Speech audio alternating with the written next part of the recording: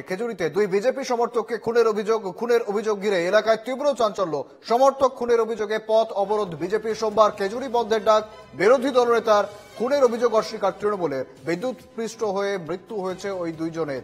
পাল্টা দাবি ঘাসপুর শিবিরের। মৃতদের নাম সুজিত দাস ও সুধীর পাইক। অন্যদিকে শুভেন্দু অধিকারী তিনি ঠিক কি বলছেন শুনবো একবার।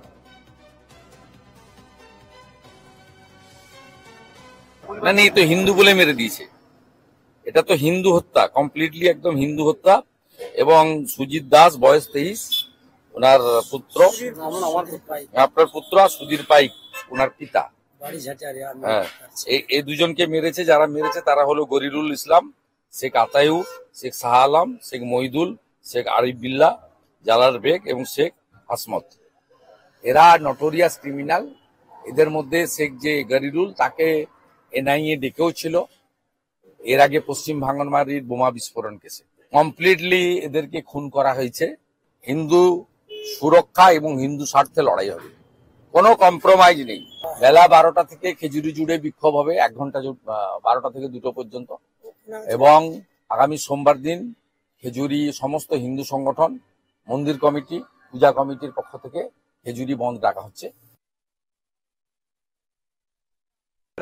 শান্তনু, যেমনটা শুভেন্দু অধিকারীর অভিযোগ তাদেরকে খুন করা হয়েছে, অন্যদিকে তৃণমূলের অভিযোগ, তৃণমূলের দাবি বিদ্যুৎ পৃষ্ঠ হয়ে মৃত্যু হয়েছে তাদের। ঠিক কি ঘটনা শান্তনু? একেবারেই দেখো শুভেন্দু, গতকালই এই খেজুরি 2 ব্লকের পশ্চিম ভাঙনবাড়ি এই জায়গাটা এক্সাক্ট নাম হচ্ছে কলমোড়।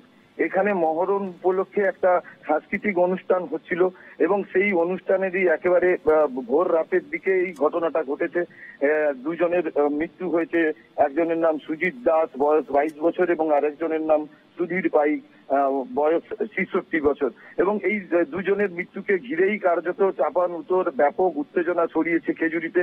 বিজেপির দাবি যে এই দুজনই তাদের কর্মী এবং তাদেরকে হত্যা করা হয়েছে এবং পরিকল্পিতভাবে হত্যা করা হয়েছে, এমনটা শুভেন্দু অধিকারী নিজে খেজুরিতে গিয়ে অভিযোগ করেছেন। এবং যারা মারা গেছে মৃতদের পরিবারকে পাশে রেখে তিনি অভিযোগ করেছেন। এবং পাশাপাশি তৃণমূল কংগ্রেস অভিযোগকে পুরো উড়িয়ে দিয়েছে। তৃণমূল কংগ্রেসের দাবি যে এই যে মহরম উপলক্ষে অনুষ্ঠানটা হচ্ছিল, সেই অনুষ্ঠানে যারা নৃত্যশিল্পী ছিলেন তাদেরকে পুরস্কার দেওয়ার জন্য স্টেজে অনেকেই উঠেছিলেন এবং তাদের মধ্যে কেউ পড়ে যান এবং লাইটের উপর পড়ে যাওয়ার ফলে বিদ্যুৎ স্পৃষ্টের ঘটনা ঘটে। তৃণমূল কংগ্রেস বলছে যে ইতিমধ্যেই কিন্তু খেজুরি থানার পুলিশ 2টো মৃতদেহ উদ্ধার করেছে এবং ওই অভিযোগ এবং পাল্টা অভিযোগের মধ্যে কোথাও রয়েছে ঘটনার রহস্য। এখনো তদন্ত শুরু করেছে পুলিশ।